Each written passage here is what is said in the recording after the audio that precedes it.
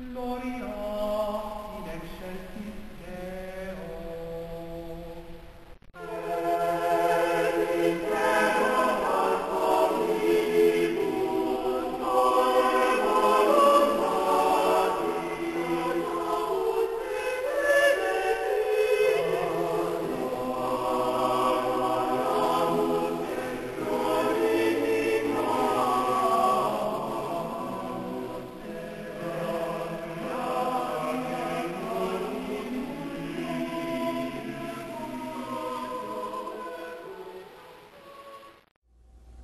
Hello, and welcome again to Catholic Insight. My name is Father James McLucas, and as usual, we have panned through the full portrait of Archbishop Sheen, who is kind of like our patron around here, and everything that we do, we ask for his intercession.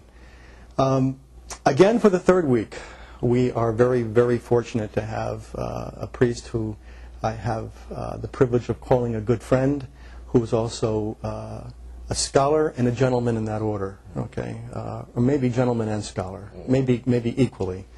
But Father Chad Ripperger is the professor of dogmatic moral theology at Our Lady of Guadalupe Seminary in Denton, Nebraska.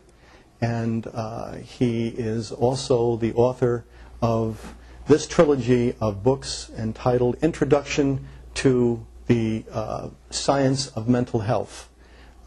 He has been discussing the last 3 weeks with us, or the last 2 weeks. This is the third week. He's discussing the fascinating topic that one never hears about how psychology is really flows from authentic psychology. Really flows from the philosophy of the angelic doctor, Saint Thomas Aquinas, because he gets human nature right. As Father's been talking about, the great deficiency of modern psychology is that it concentrates on the empirical aspect, which is the quantifiable aspect of man, and basically ignores the supernatural aspect of man, the soul, the spiritual aspect of man, which is not quantifiable. And once you have lost that part of man, then you have lost your ability truly to help him. That's right. And so we were discussing last week when we had to leave the second volume of the trilogy, Sacred and Other Spiritual Causes of Mental Health and Illness. And we had just finished the infused virtues and their role in how they affect mental health. And I'd like to move from there to, again, a topic that is something that we don't hear too much about today, and that is the topic of grace. Right. All right, and how grace plays a role in mental health. First of all, just talk a little bit about what we mean by grace. It's a topic that many Catholics have heard the name, but just give it a pithy definition. Well, I could give you the formal definition, but I'll just give you a description. Sanctifying grace is actually something that is the indwelling of the Holy Trinity in our soul, so it actually makes us pleasing to God. But then there's also actual grace, which the principal two effects of actual grace are to enlighten the mind and strengthen the will. So one of the impacts that grace has on mental health is that it can enlighten the mind. If a person prays or does penances, or if other people do things, or even if God just gives the person the grace, then that grace will enlighten the mind, and very often people will be able to see what their problem is, or overcome the difficulty, or have a clear understanding of their difficulty. Mm-hmm. And that's why I think, that we underestimate the need for all of us who are working with troubled people, who have troubled people in our families, to pray for the actual grace for these people, and also that the people be receptive to it. Yes, and that's why enlightening the mind and strengthening the will, those two parts are so important, because it's not just that they come to knowledge or can see or overcome the mental illness from the intellectual point of view. They have to have the inclination of the grace in the will, to have the strength to actually do what's necessary, the actions, the behavior changes in what they do in order to overcome their problem. Mm. And of course, one of the great conduits of grace, okay, is the sacraments, okay. That's right. The conduits of grace are the sacraments. How how would you describe their role in mental health? They have a very big impact, if for no other reason than, as you mentioned, the sacramental graces that we receive, because each sacrament has the graces that are particular to it to help, which are ordered towards what the sacrament is designed for. So in the case of the sacrament of confession, which is quite important, if people go to confession regularly, in fact, they used to say that if Catholics had the lowest rate of mental illness among all the denominations, but they said that was due to the outlet of confession. Once confessions dropped, Catholics are now among the highest people with mental difficulties. But confession, when a person goes and confesses a sin, then they receive the sacramental grace to avoid that sin in the future and help to overcome it. Well, if your mental illness is connected to a particular sin, if a person goes to confession and is confessing that regularly, they'll receive the grace to overcome the behavior, the sinful action that's causing their mental illness. And of course, I guess grace is a two-edged sword, because if a person continually refuses grace, all right, then his condition is far worse than the person who has not refused it. That's right, and that's why the spiritual writers used to talk about what's called fidelity to grace. Anytime you received an actual grace, you needed to seize upon it and make use of it. That is, anytime you received an inclination to do the right thing, you always did it so that you were faithful to it.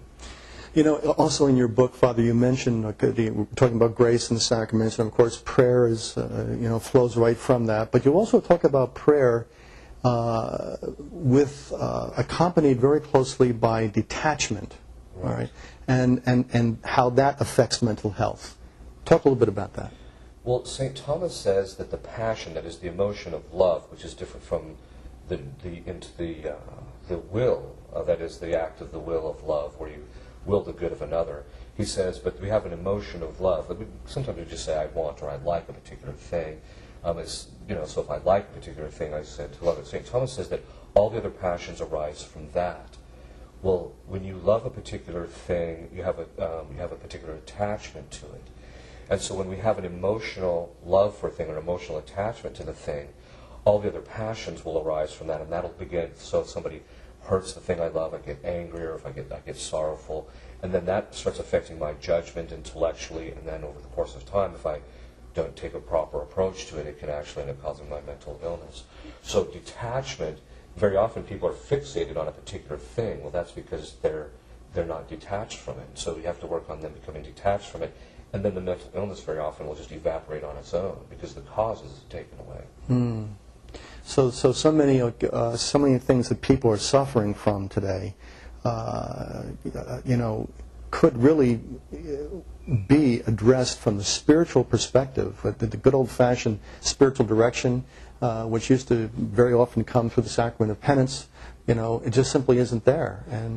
Well, in fact, in the past, confessors used to be called the doctors of the soul. And one psychologist said, well, if everybody just led a good Catholic life, there would be no need for mental or for psychologists. And I said, well, not really. I mean, there's always going to be certain people that their mental illness might be something from other than, say, a spiritual cause. But so you still are going to need some psychologists. But generally, if everybody was leading good Catholic lives and approaching it from the traditional schools of spirituality, like John of the Cross, where he heavily emphasized detachment and that type of thing, then in point and fact there would be a lot less mental illness. One of the parts of this book that probably people will read and want a lot more knowledge about is something that you cover in a very, very fascinating way. And it has to do with the role of demons in mental health. I'm going to let you just talk about that without any kind of leading question. You just go where you want to go with that. Without getting into any particular ways in which they do it, because those are innumerable, as exorcists can very often attest to. The demons, the principal way that they influence the psychological health of a person is by affecting them physically, because demons, once Adam and Eve fell, we ceded a certain amount of control to the demons over the physical aspects of us. So the memory, the imagination, what St. Thomas calls the cogitative power, that's the ability of the brain to make associations, which is again different, it's part of the intellect, but there's other aspects of the intellect which are immaterial. So the memory, the cogitative power, and the imagination can be affected by the demonic. So they can introduce temptations or images into our imagination. And very often it's not necessarily to something immoral. The demons are happy to rob us of our mental health, so they'll introduce things into us which we don't recognize right off the bat through conscience that there's something wrong. But they're introducing this into getting our habits of thinking so that we get sucked into other areas. So then eventually they'll get us into things doing immoral things, which is what their real goal is, but they're willing to accept, too, the fact that if they can get somebody to lose their mental health, then they'll really debilitate them spiritually.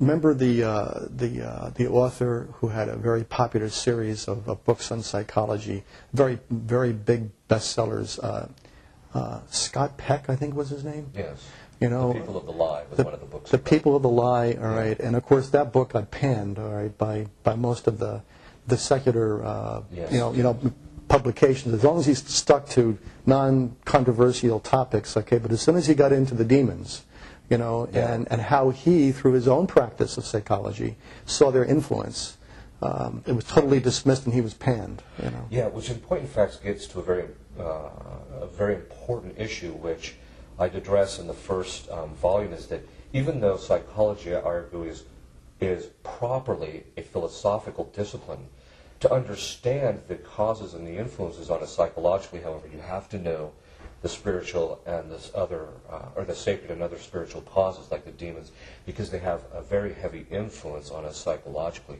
As exorcists can attest to, they'll very often find people who are fixated abnormally, and then they'll exorcise them, and all of a sudden the person's cured. So these are, but we have to be clear too, we can't attribute every mental illness to the demons, because some of these come by our own choice, or by other causes, which we may not be culpable for.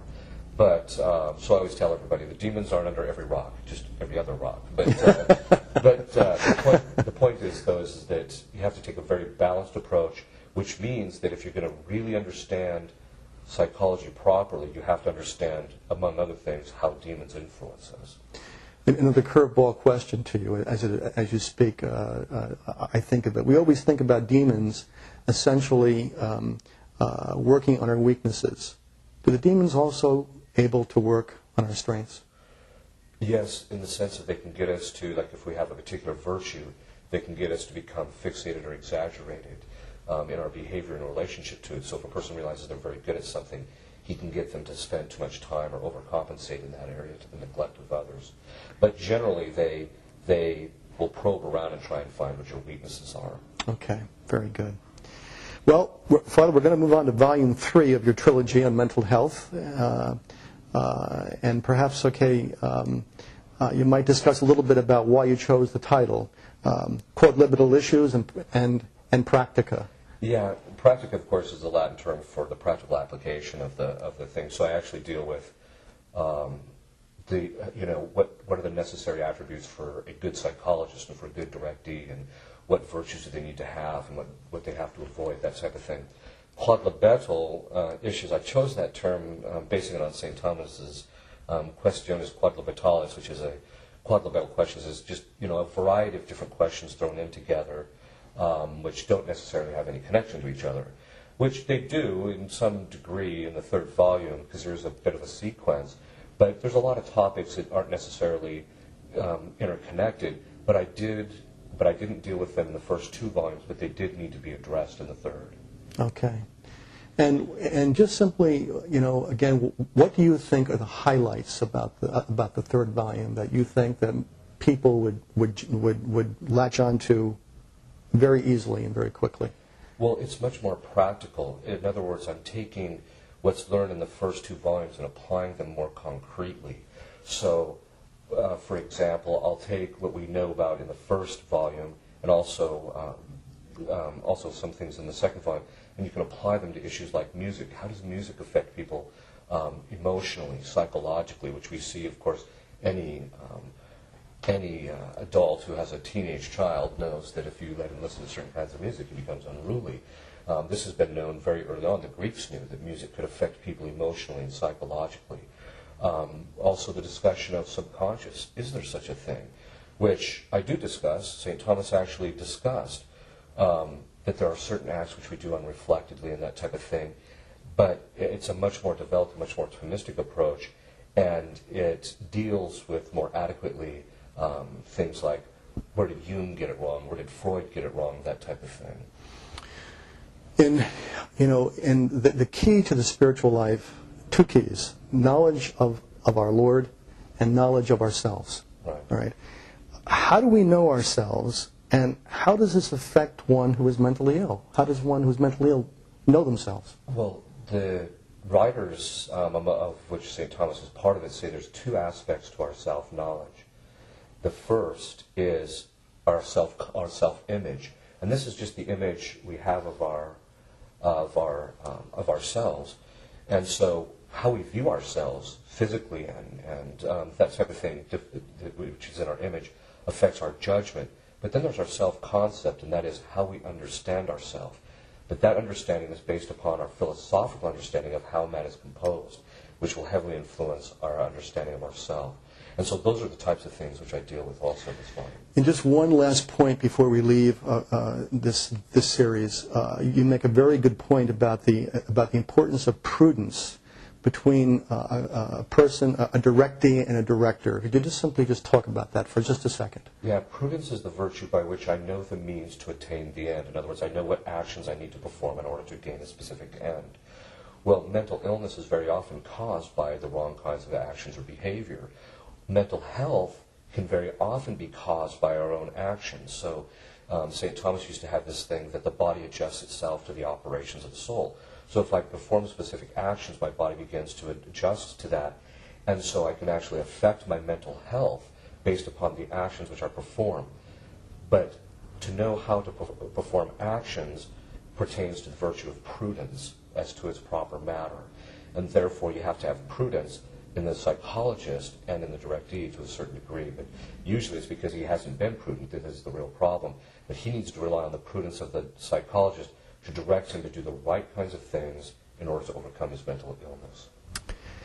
Father, I can't thank you enough for spending the time with us during the course of these last 3 sessions of Catholic Insight. I hope you come back again, because I know that people we're going to have a lot of questions about what you discussed.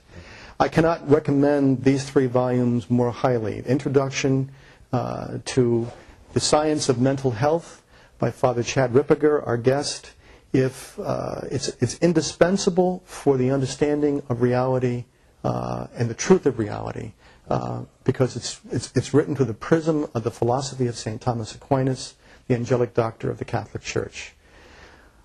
Again, thank you so much for spending time with us here in Catholic Insight. And just one more reference to how you can obtain these volumes. If you go to Google and you Google Father's name, Father Chad Ripperger, which you'll see in this webpage where you found Catholic Insight. If you Google his name in quotation marks, you will get his website, and you can order the books from there. And I can't recommend it highly enough. Father, again, thank you. Thank you. And God bless you all. We'll see you next week.